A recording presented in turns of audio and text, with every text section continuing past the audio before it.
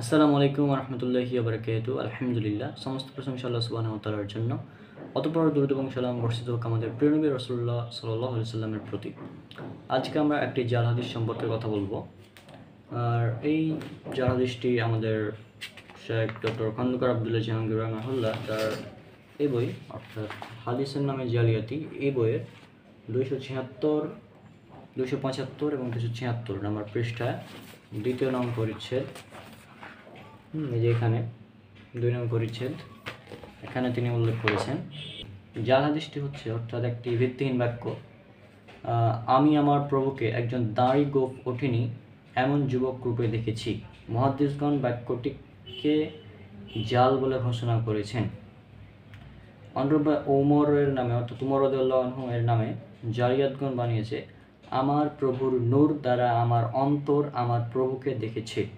আলী রাদিয়াল্লাহু আনহু এর নামে জালিয়াতিগণ বানিয়েছে, যে প্রভুকে আমি দেখি না সে প্রভুর ইবাদত করি না। এই জাতীয় জাল হাদিস অনেকেই বানিয়েছে, আর এগুলো জাল, এতে কোনো সন্দেহ নেই।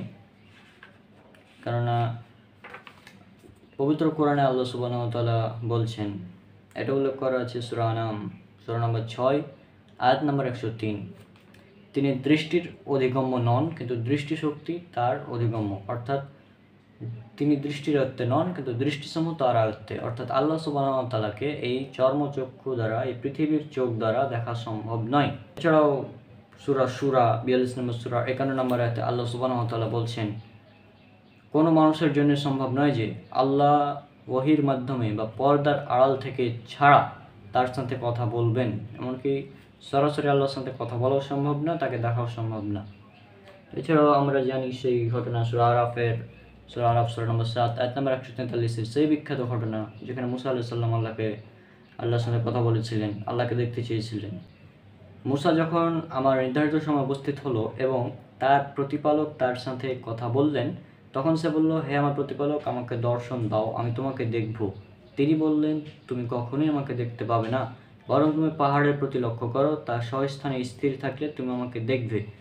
যখন তার প্রতিপালক পাহাড়ে জ্যোতি প্রকাশ করলেন, তখন তা পাহাড়কে চূর্ণ বিচূর্ণ করল এবং মুসা সংজ্ঞাহীন হয়ে পড়ল। এখন এ সকল বিষয় থেকে স্পষ্ট যে আল্লাহ সুবহানাহু ওয়া তাআলাকে দেখা সম্ভব নয় এই পৃথিবীর চোখ দ্বারা। এছাড়াও একটি হাদিস আছে সহিহুল বুখারীতে,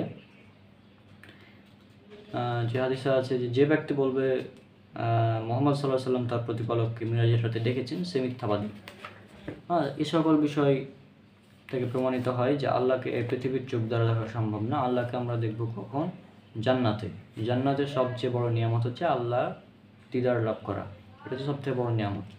তো এসব বিষয় জালিয়াতিরা বানিয়েছে যারা হাদিস জাল করে।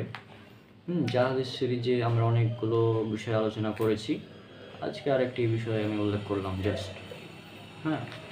তো আশা করছি আপনাদের ভালো লাগবে। আজকে অনেকদিন পর ভিডিওতে আসলাম, জানি না কেমন হচ্ছে ভিডিও, তারপরেও ইনশাল্লাহ চেষ্টা করবো এখন থেকে মাঝে মধ্যে কিছুটা ভিডিও করার। যেহেতু চ্যানেলকে জীবিত রাখতে হবে, পাশাপাশি দাওয়াতি কাজ করতে হবে, তো এই জন্য আর কি ছোটো একটা চেষ্টা করলাম।